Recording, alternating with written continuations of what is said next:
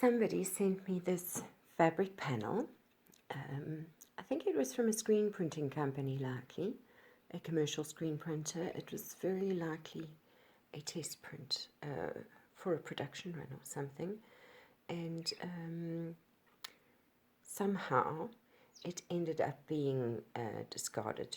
They had no use for it. And so somebody who knows me sent it my way because they know that I work with upcycled textiles. And they knew that I would see it as a useful resource.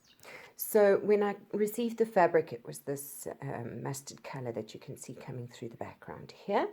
And this print, this screen print here, was already on the fabric.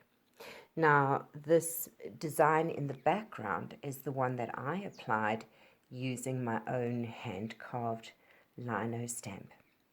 Now, as you can see over here, my ink did not in any way, although it went over the top of this logo, it didn't really in any way hide it because the print is so bold, and it has been printed with opaque inks that really stand out in a very solid way. And also lino prints are a much thinner coating of ink than screen printing. So let's try and see if we can get very close up to this print, if my camera will see it for you. You can see that the density of the ink is there we go. It's not so dense. And also this ink that I've laid over the top is kind of translucent. It's a little bit see-through. So the color behind it really does shine through. And so, of course, my print doesn't cover this up completely. However, I still always have to view the fabric as a resource.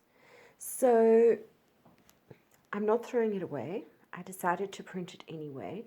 And there's a whole section of the fabric all around here that I could use, like this narrow strip here I might use for a trim on something, or a pocket, or a small bag, or something like that. And I was even thinking today, this ink is kind of a little bit plasticky and kind of sticky. It might work quite well on the underside of a bag as anti-slip, or something like that, or even on the underside of slippers or something like that, because it's kind of got a stickiness to it, so it might be useful for bed socks or something like that for the sole, because it's also quite a robust, thick kind of a cotton knit fabric. It's almost a fleece, but a little bit thinner than that. So this is the print that I added.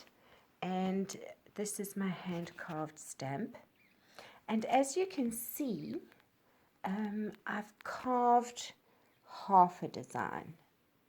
And then when I do the repeat print, I then obviously flip the stamp the other way to get the design to repeat in the way that you've seen it here. You'll also notice that I've stepped the design down. So here I've changed the direction of the stamp in every second row. And this is something that I love to do. I really love to play with a square block like this one in such a way that you can turn it in different directions to get different patterns and designs. So for example, imagine if I had put that stamp there, then I would have gotten these diamond shapes happening in every single row instead of in every second row here. The way I've lined it up in this case here, we've now shifted it, so it's moved across in position.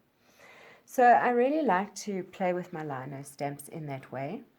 This is one of my designs that is going to be available online to buy. And I already have a whole bunch of designs online that you can purchase.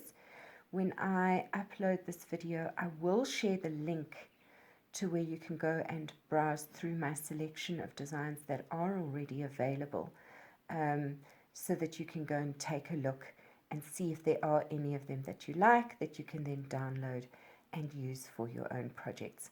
I know that a lot of you kind of get stage fright when it comes down to having to come up with a design of your own, and I'm quite happy for you to use some of my tried